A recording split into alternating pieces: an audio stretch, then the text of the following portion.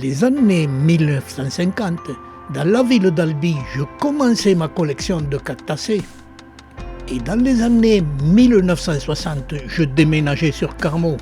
Et toutes ces petites villes du sud ou sud-ouest de la France sont construites au milieu d'une nature exubérante, plus ou moins cultivée. Et pendant ces très longues années, j'ai cultivé et présenté ma collection à même les tablettes en lui donnant un aspect artistique et plus ou moins naturel.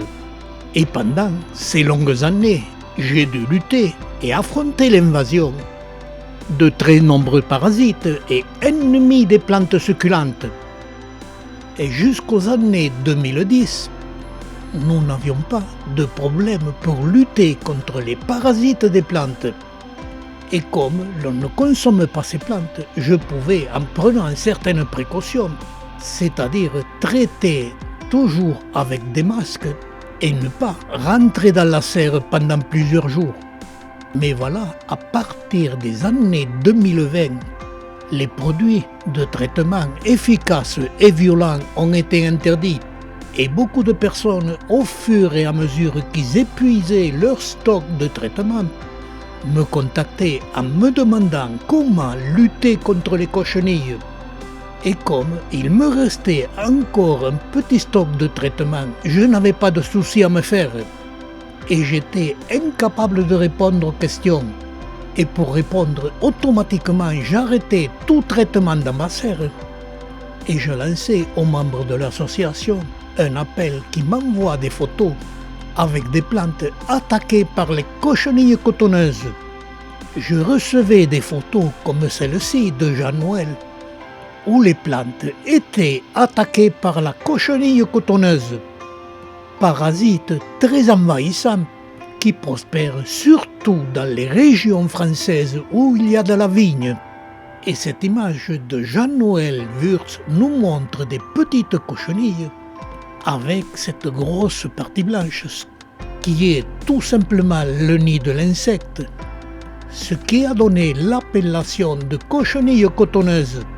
Cette image nous montre la progression rapide des cochenilles.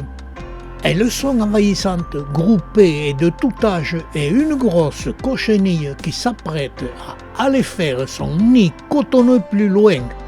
Elles sont très envahissantes, se reproduisent très rapidement. Elles sucent la sève des plantes. Et si on ne les arrête pas, elles finiront par envahir et faire mourir les cactacées. En attendant, j'ai aussi reçu d'autres photos de membres qui nous montrent une invasion de cochenilles sur le genre Phocaria. L'invasion est puissante et elles n'y mettront pas plus de 2 ans pour faire mourir les plantes. Et je reviens dans ma collection où je traitais préventivement toutes les plantes, tant qu'il me restait des produits anciens de traitement pour les cochenilles. Mais il me fallait chercher et répondre favorablement aux membres qui avaient des attaques de cochenilles mais qui n'avaient plus de produits pour les traiter. Et pour chercher, à l'avant de ma serre, je ne faisais pas de traitement.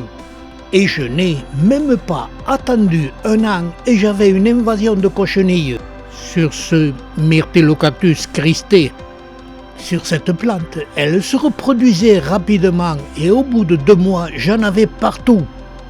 Et comme nous sommes une région arboricole et viticole, j'allais voir les vignes dans le Gaillacois et elles n'avaient pas de cochenilles.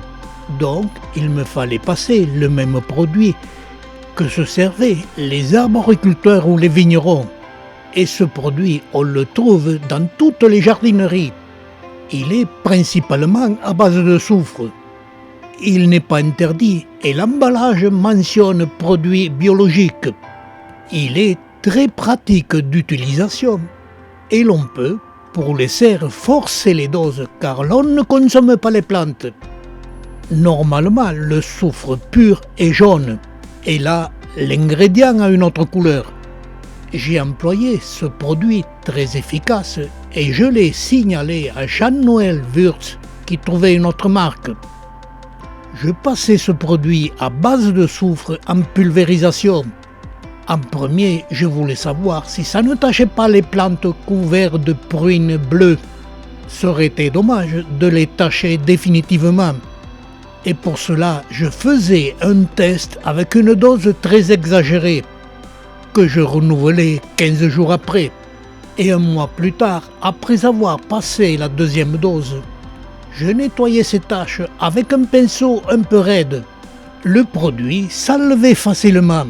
Cette opération avec un pinceau s'avère inutile, car au bout de quelques arrosages, je constatais que le produit s'était glissé dans les aisselles que provoquent les côtes. Là où les cochenilles adorent se glisser et faire leur nid. Je peux vous garantir que ce produit est très efficace et que je l'emploie même pour les plantes précieuses. Et que les taches qu'il provoque ne restent que pendant quelques mois. Mais on peut et il faut l'employer à forte dose sur les plantes cristées avec la pruine bleue, mais aussi avec les Melocactus azureus, qui au bout de quelques mois reprendront leur superbe couleur. Et j'en profite, tant que je vous parle du soufre, de vous donner une autre information très efficace. Dans ma vie, j'ai été confronté dans une dépendance à l'invasion de souris et de rats. Mais je me suis souvenu de mon enfance où mon grand-père utilisait le soufre pour lutter contre les champignons qui envahissaient les barriques de vin vides. Et là, dans ce local, à l'époque où il y avait ces barriques, il n'y avait jamais ni rats ni souris. Et j'ai appliqué la même méthode pour désinfecter ce local qui était envahi de rats et de souris. Et croyez-moi, ils partent ou ils meurent. Faire brûler quelques mèches de soufre tous les 5 à 6 mois s'est avéré très efficace. Cette lutte contre les cochenilles s'est avérée à 100% efficace dans ma collection.